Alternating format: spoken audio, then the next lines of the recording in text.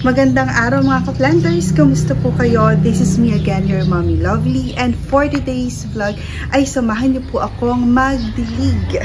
Yes, it's almost 8 o'clock in the morning and medyo maganda nga po yung sinag ng araw. Hindi nga po siya yung, let's say, ganun kasakit sa balat. And as you can see, medyo may alilong pa tayo kahit papaano. So, perfect talaga para makapagdilig tayo ngayon. So, kung bago po kayo sa aming channel, please remember to subscribe, pa-like and share na rin po ng video na ito at pa-comment down below na rin po kung anong oras kayo nagdidilig. Ayan, so syempre, nasa atin pa rin po ang ating mahiwagang hose. Ito yung ating hose na ginagamit. So, meron siyang parang different level ng ang pagbuga ng tubig. So, usually kapag ka nagdidilig po ako ng ganito, tapos gusto ko ng full water, naka-soaker talaga ako. So, simulan natin. Ayan. Syempre, habang nagdidilig-dilig tayo, konting chiga-chiga muna. Ayan.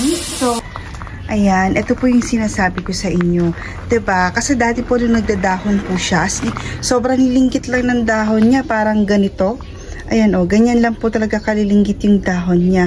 Pero after ko nga po siyang yung parang mabate, kasi nga talagang first time ko siya nakita na sobrang ganda, nakalbo na naman siya. And then ngayon, after niya pong makalbo, ayan naman yung ibinigay niya sa akin ngayon. O, diba? Pera usog ulit. Napakaganda, as in. Sobrang ganda-ganda po ako. Parang sa mga variegated outdoor plants po. Ito po talagang variegated pandakaki. Ang talagang, isa ito sa mga variegated outdoor plants na talagang gandang-ganda ako sa kanila. Tingnan nyo naman yun, oh. Tapos nagbubulaklak pa siya. Taon din po, ah. Parang siguro may 3 years to sa amin. Ngayon ko lang siya nakita na nasa in ganyan kaganda. So, siguro finally naka-recover na siya. Tapos na yung kanyang pagtatampong moment. Tingnan nyo naman, oh, sino bang hindi may in love sa ganyan, oh. Tapos, ang laki na ho ng mga dahon niya. Parang nagiging dahon siya ng variegated money tree. Parang ganun yung datingan niya. Ayan, oh. Ganda. So, ayan. Going back na nga po tayo sa ating pagdidilig. So, yung mga ka-planters, may specific time of the day po ba kayo na sinusunod kung kailan kayo magdidilig? Ako kasi, sa lahat po ng nangyayari sa amin itong mga nakaraang taon, parang dumating na ako sa point na dati kasi mas gusto ko magdidilig ng hapon. Pero ngayon kasi, sobrang busy ko na ng hapon.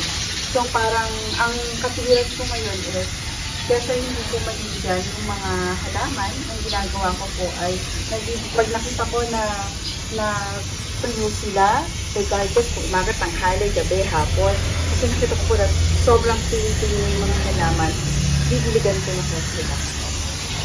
Kaya may mga halaman kami na yung iba tuyo na, yung iba medyo basa-basa pa, ganyan.